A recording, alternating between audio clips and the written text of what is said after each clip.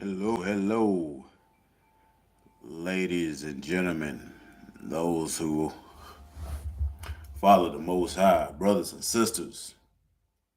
This is your boy, your brother, John, the Navigator, and just wanted to go live real quick before I head out to go to my job. Shout out to my brothers, New Breed, Global Truth, and I Am Fit podcast. Want to give y'all a special shout out, especially New Breed, for him to even be going live on his on his on his B day. But definitely was a very lively and informative, educational, and edifying live stream that those two brothers had when it came to polygyny, biblical polygyny. Um, and what really uh, struck it was really basically a continuation of some of the nonsensical things that B. Simone had to say about Martin Luther King, basically saying that all of the things that Martin Luther King did in behalf of our people when it comes to us having our civil rights are null and void because he quote unquote cheated. Here's the interesting thing behind that, right? And I agree wholeheartedly with what New Breed said. If his wife, Coretta Scott King, had no issue, no problem with uh, Dr. Martin Luther King having all these mistresses, why on earth? Why on earth do we have an issue with it?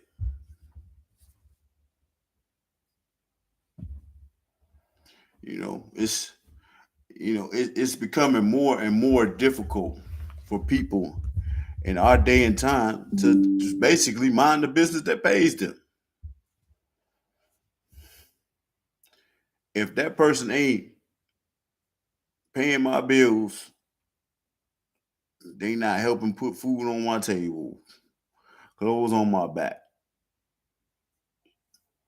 Why does anything that they do with their life, why am I worried about?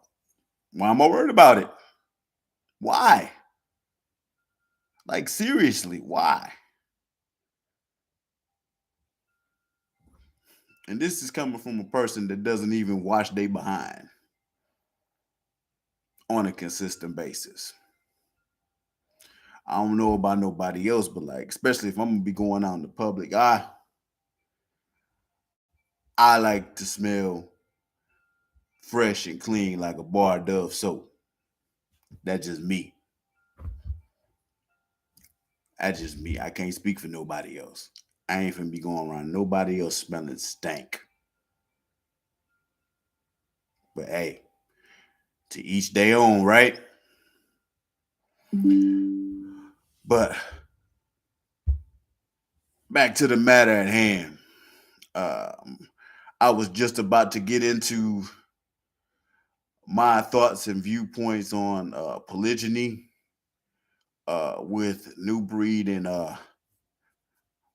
Elder Gabar, also known as I Am Fit podcast, right? And I basically had the same sentiments as those brothers do. Uh, from a scriptural standpoint, because that's how I always hit it. You know, from basically chapter 4 and verse 24 of Genesis on. You know, polygyny's all over the Bible. It's even in the Christian Greek scriptures or the New Testament. You know, a lot of people don't realize that you have to use discernment to understand Uh, it's scriptures like Matthew chapter 25 and verse 1, which says that the kingdom of the heavens is like 10 virgins awaiting their bridegroom.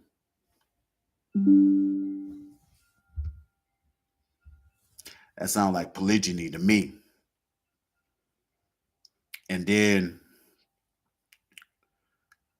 in First Corinthians chapter 7, I want to say verse 3, it says, let every woman have their own man, and let every man have their own woman. Or let every woman have their own husband, and every man have their own wife. But we all know women outnumber men, right? And it's not close. So how is this going to be possible without polygyny? It all comes uh, down to having discernment, and even thinking about Genesis chapter 1 and verse 28. We as men have the mandate. That's a command. That's a scriptural command for us to be fruitful, become many, fill the earth, subdue it.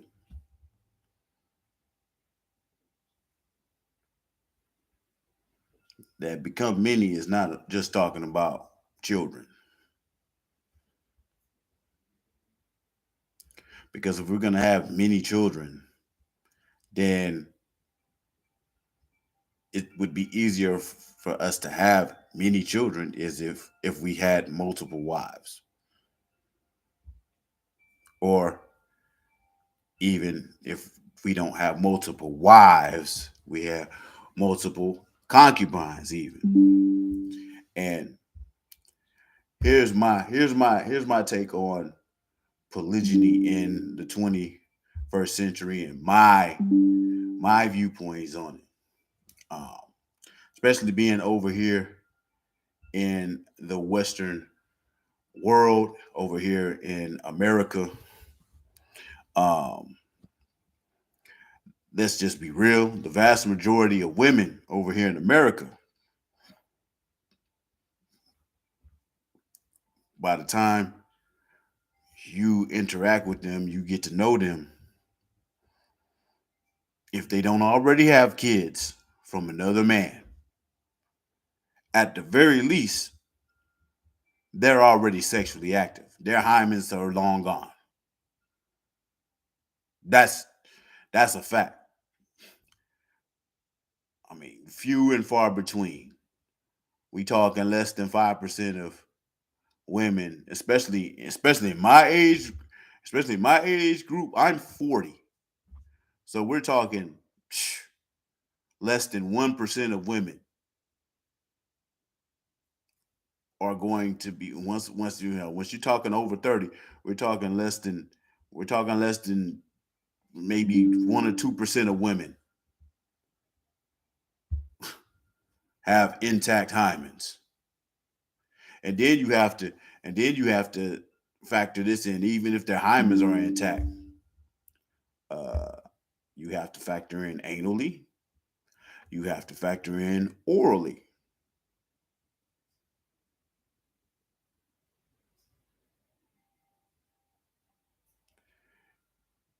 You even have to factor in from a mammary standpoint.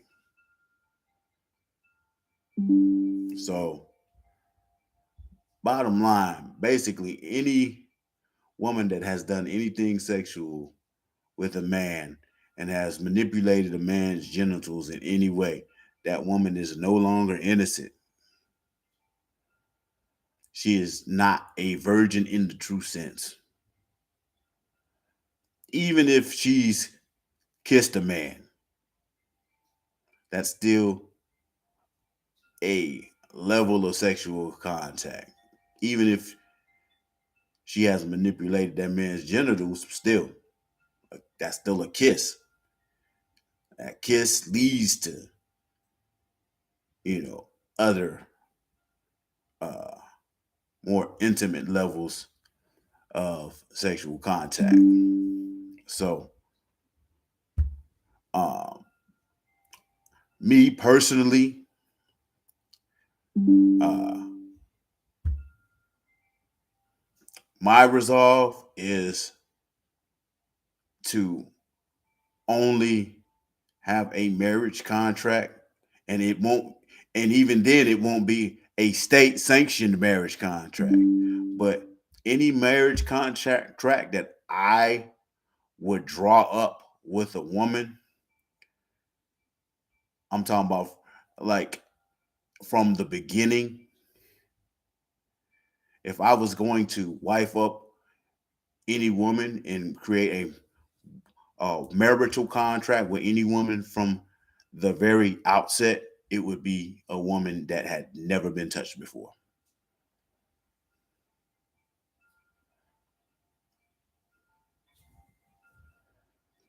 Period. It would be a woman that had never been touched before.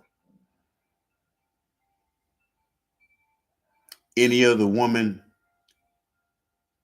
that did not fall into that category, she would be a concubine.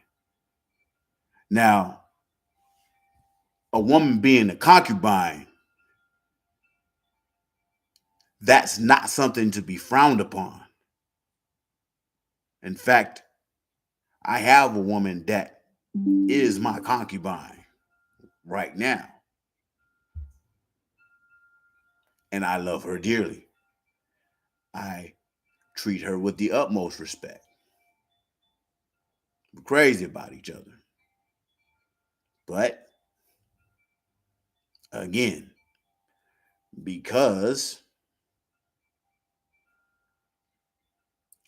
she was not a virgin when I met her, that's why she's a concubine.